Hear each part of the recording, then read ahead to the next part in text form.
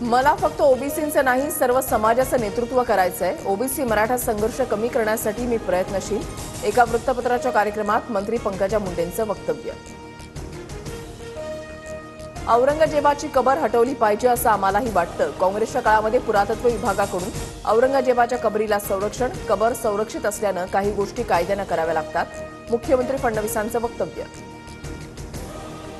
औरंगजेबाची कबर किती वर्ष राहील हे येत्या दिवसामध्ये कळेल। छत्रपती संभाजीनगरमधील औरंगजेबाच्या कबरीबाबत नितेश राणेंचं सूचक विधान। संतोष देशमुखांच्या हत्येच्या निषेधार्थ आज बारामतीमध्ये मोर्चा। देशमुख कुटुंबीय मोर्चासाठी रवाना। कसबा चौक इथे सकाळी 9 वाजता मोर्चाला सुरुवात होणार होती। बीडमधील काँग्रेसच्या सद्भावना पदयात्रेचा आज दुसरा दिवस। मस्साजोग ते बीड काँग्रेसची सद्भावना यात्रा सुरू। पुणे अश्लील कृत्य प्रकरणातील आरोपीला गौरव आहुजाची ससूनमध्ये वैद्यकीय चाचणी होणार। गौरवसह मित्र भाग्येश ओसवालला आज कोर्टामध्ये हजर करणार। गौरव आहुजाच्या मेडिकल रिपोर्टमध्ये अल्कोहोलचं प्रमाण। कराडमध्ये केलेल्या मेडिकल रिपोर्टमध्ये अल्कोहोलचं प्रमाण असल्याचं समोर। सूत्रांची माहिती।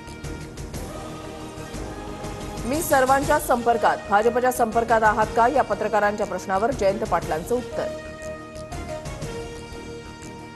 सतीश भोसलेला अटक न झाल्यानं आज बीडमधील शिरूर कासार बंदची हाक। सतीश भोसलेवर गुन्हा दाखल, मात्र अद्याप अटक नाही। शिरूर कासार पोलीस ठाण्यावर आक्रोश मोर्चा निघणार। अर्थसंकल्पात लाडकी बहीण योजनेच्या हप्त्यामध्ये वाढ होणार नाही। राज्यावर खर्चाचा बोजा वाढल्यानं हप्ता 2100 रुपये करणं सध्या तरी अशक्य। सूत्रांची माहिती। रेशन लाभार्थ्यांना ई केवायसी करणं अत्यंत महत्त्वाचं। केवायसी न केल्यास 15 मार्च नंतर रेशन बंद होणार।